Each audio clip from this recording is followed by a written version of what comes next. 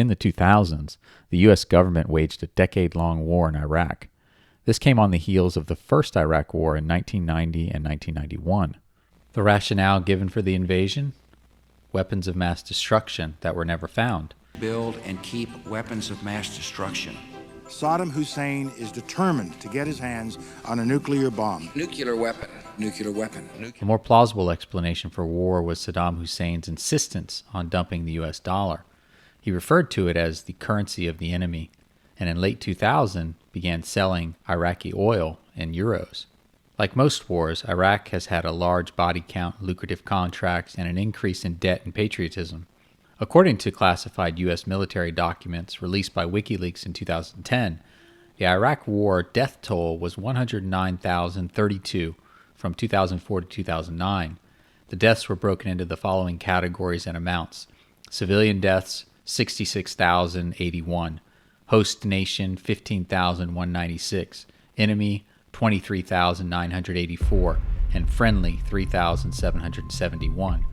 This does not account for the peripheral deaths that occur because of the destruction of the society and the infrastructure, causing disease, homelessness, starvation, joblessness, and crime.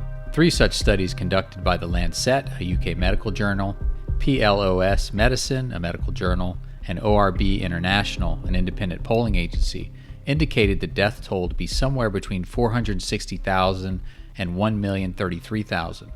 The Lancet only includes deaths prior to 2007, and the ORB study was conducted in August of 2007, so deaths after these dates would not be included. As usual, it's the children who suffer the most.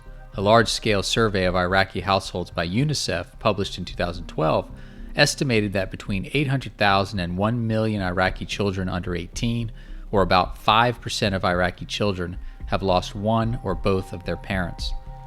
Saddam wasn't the only Middle East leader to go against the petrodollar.